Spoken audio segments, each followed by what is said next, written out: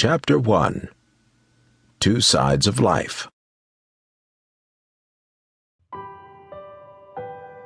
There are quite a number of divisions into which life can be divided, but for the purposes of this evening I'm going to speak of two: the bright side of life and the dark side. In thought, in talk, in action, I think you will find that you can separate life into these two divisions: the dark side and the bright side, the discouraging side and the encouraging side. You will find, too, that there are two classes of people, just as there are two divisions of the subject. There is one class that is schooling itself and constantly training itself to look upon the dark side of life, and there is another class made up of people who are, consciously or unconsciously, constantly training themselves to look upon the bright side of life.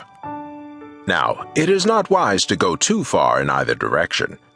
The person who schools himself to see the dark side of life is likely to make a mistake, and the person who schools himself to look only upon the bright side of life, forgetting all else, also is apt to make a mistake. Notwithstanding this, I think that I am right in saying that persons who accomplish the most in this world, those to whom on account of their helpfulness the world looks most for service, those who are most useful in every way, are those who are constantly seeing and appreciating the bright side as well as the dark side of life.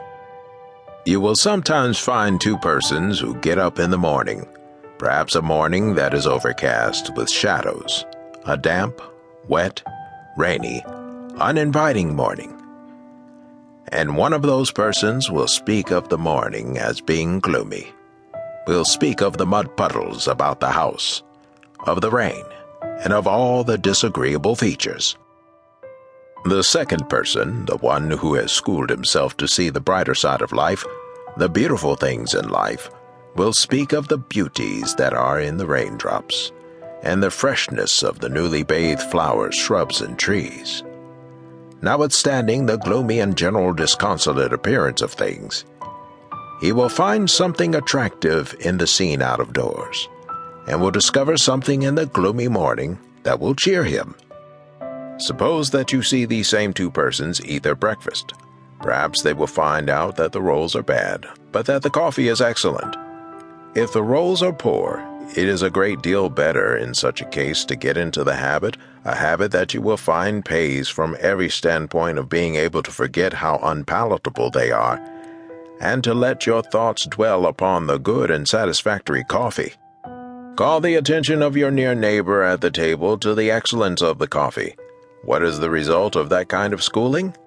You will grow up to be an individual whom people like to see coming near them, an individual to whom people will go for encouragement when the hours are dark, and when everything seems to be discouraging. In just the same way, when you go into the classroom to recite your lessons, do not dwell upon any mistakes that you may think you see the teacher make, or upon any weaknesses in the presentation of the lesson. All teachers make mistakes sometimes, and you may depend upon it that it is an excellent teacher and a person of fine character who, when he or she has made a mistake, says frankly and plainly, "I have made a mistake," or "I don't know." It takes a very good and a very bright teacher to say, "I don't know." No teacher knows everything about every subject. A good teacher will say frankly and clearly, "I don't know. I cannot answer that question." Let me tell you right here, too, that when you go out from here to become teachers yourselves, as a large proportion of you will go, whenever you get to a point when a student asks you a question which you are not able to answer, or ask you something about a subject on which you are not well informed, you will find it better to say frankly and honestly, "I am unable to answer your question." Your students will respect you a great deal more for your frankness and honesty. Education is not what a person is able to hold in his head, so much as it is what a person is able to find.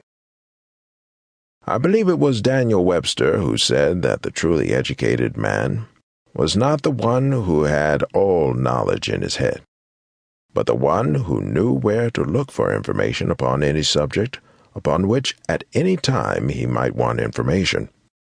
Each individual who wishes to succeed must get that kind of discipline. He must get such training that he will know where to go and get facts, rather than try to train himself to hold all facts in his head.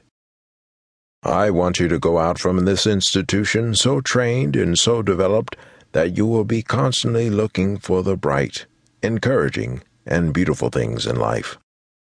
It is the weak individual, as a rule, who is constantly calling attention to the other side, to the dark and discouraging things of life. When you go into your classrooms, I repeat, try to forget and overlook any weak points that you may think you see. Remember and dwell upon the consideration that has been given to the lesson, the faithfulness with which it is prepared, and the earnestness with which it is presented.